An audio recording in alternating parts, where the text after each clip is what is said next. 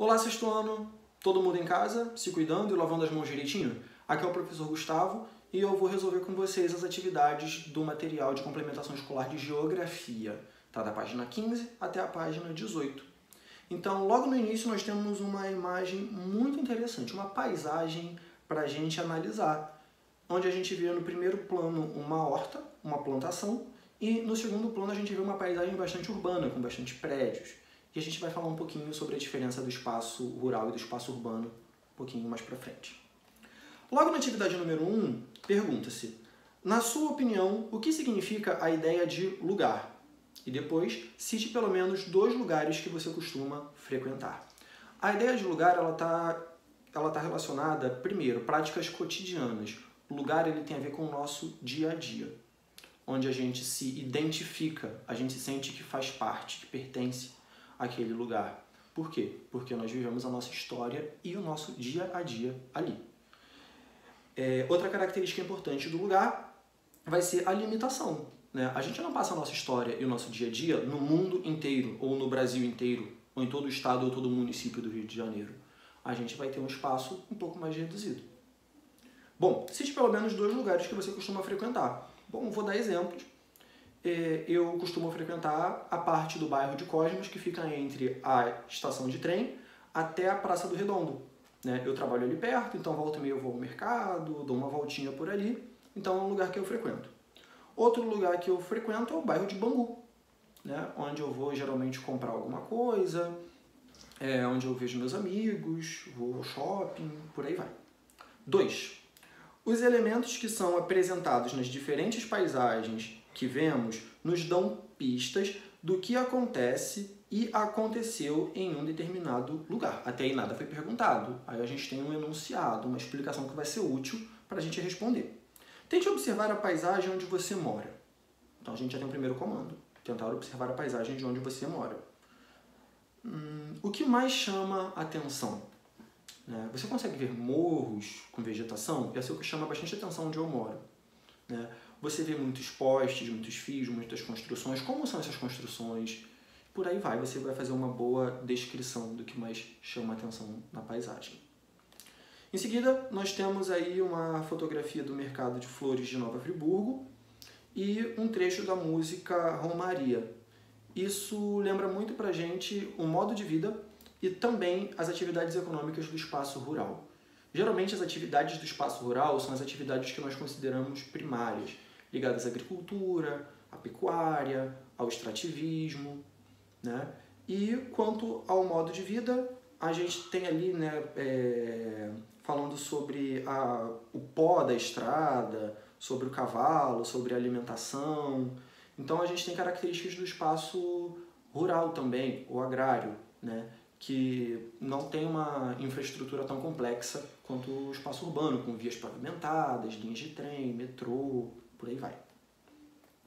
Bom, indo para a página seguinte, nós temos aí, já na página 16, um outro quadrinho que vai pedir para vocês diferenciarem o espaço agrário, que a gente acabou de ver, o espaço rural, são sinônimos, e o espaço urbano. Então nós vamos ter aí uma imagem de um centro urbano e uma música chamada Fábrica, da banda Legião Urbana. Bom, em primeiro lugar, Fábrica, ela, como toda a indústria, ela faz parte do setor secundário, que é super característico do espaço urbano, que vão ser a indústria, com as fábricas, a construção civil, prédios, pontes, por aí vai. E também a gente vai ter no espaço urbano as atividades terciárias, que vão ser o comércio e os serviços. Então, enquanto o campo ele se destaca pelas atividades primárias, agricultura, pecuária, extrativismo, o espaço urbano ele vai se destacar pelas atividades secundárias, indústria e construção civil, e pelas atividades terciárias, comércio e serviços principalmente. A letra dessa música é muito interessante, então leiam com bastante atenção. Bom, a atividade número 1 dessa página é: a partir dos trechos das músicas, identifique as principais diferenças que podem ser vistas entre as paisagens rural e urbana. Lá na página 15 a gente tem a música Romaria, e aqui nós temos na página 16 a música Fábrica, do Legião Urbana. Bom, a Fábrica ela já é uma marca do espaço urbano, E além disso, ele vai falar sobre o céu que já foi azul, mas agora é cinza, e ele vai falar também do verde que não existe mais. Então no campo a gente costuma ver mais verde, não necessariamente mais natureza. Uma grande plantação de milho ou uma grande plantação de soja, ela pode ser bem verdinha, mas ela não é uma floresta, ela não tem a mesma variedade de animais e vegetais que uma floresta, tá? Por mais verde que possa parecer. 2. A letra da música Fábrica expõe, ou seja, mostra, um problema ambiental vivido em algumas grandes cidades do Brasil. Identifique que tipo de problema ambiental está sendo relatado. Bom, problema, a gente poderia falar de um problema social, que é a exploração dos trabalhadores, que aqui ele fala que são escravizados. Mas ele está pedindo um problema ambiental. E eu vejo dois problemas ambientais. Quando ele diz, o céu já foi azul, mas agora é cinza, a gente está falando da poluição do ar, típico das grandes cidades do Brasil e do mundo. E, em segundo, logo o verbo de baixo. E o que era verde aqui já não existe mais. Então a gente tem o desmatamento, que também é um problema muito grave. Bom. A gente tem aqui um QR Code para vocês escanearem e verem um pouco da qualidade do ar no bairro em que vocês moram. Muito interessante fazer isso. Bom, em seguida, a gente tem na página 17 falando um pouco sobre as populações quilombolas, certo? O que é super interessante a gente estudar. Por que, Gustavo, é importante a gente estudar? Quando aconteceu a abolição da escravidão no Brasil, essas pessoas não receberam nenhum apoio. Então, se hoje em dia a gente tem a sobrevivência dessa população e essa população vive para conseguir boas condições de trabalho, de estudo, de vida, é porque eles lutaram muito, eles são verdadeiros heróis do nosso país. Imagina, uma parte da população passou 388 anos praticamente sendo escravizados e quando a escravidão acaba, eles não têm um trabalho remunerado, eles não têm terra para plantar, eles não têm nenhum tipo de apoio para começar uma vida. Então, eles têm que vencer uma situação de abandono e de miséria para resistirem a isso. E as comunidades quilombolas, elas são uma forma de territorializar isso e de ter essa luta ainda viva, extremamente importante.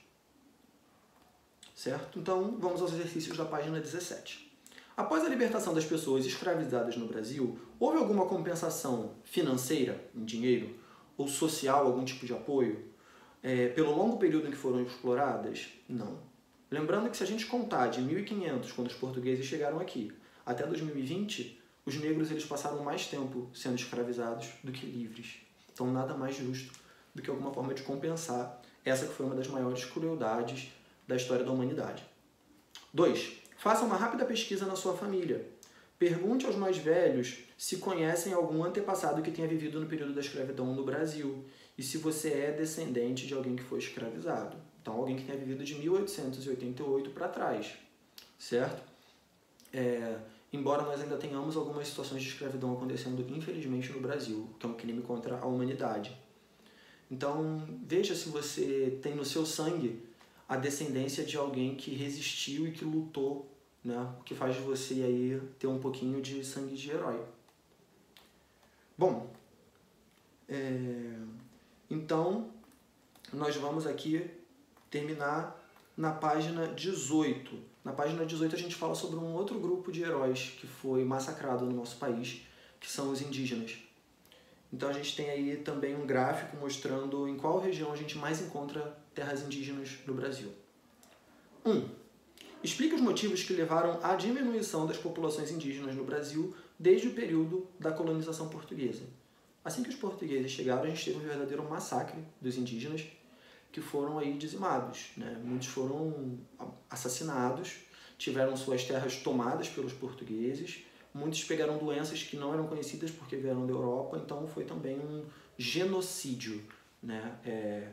Matar toda uma etnia, que é uma também, somada à escravidão, uma das maiores crueldades da história da humanidade. 2. Relacione os acontecimentos do passado com o direito dos povos indígenas às suas terras no Brasil. Os povos nativos brasileiros, indígenas, eles não viviam o nosso modo de vida. Então, não é questão para eles morar num apartamento e ir ao supermercado. Eles têm uma outra relação com a terra que foi construída ao longo de milhares de anos. Então, eles usam diferente, eles se relacionam diferente com o espaço. Então eles precisam ter onde colher, onde caçar, onde plantar, eles precisam ter locais para realizar os seus rituais sagrados. Então são motivos muito importantes que levam a essa importância das terras indígenas, que muitas vezes hoje em dia elas são invadidas e tomadas por garimpeiros ou por grandes produtores da agropecuária. Certo? Bom estudo a todos, até a próxima!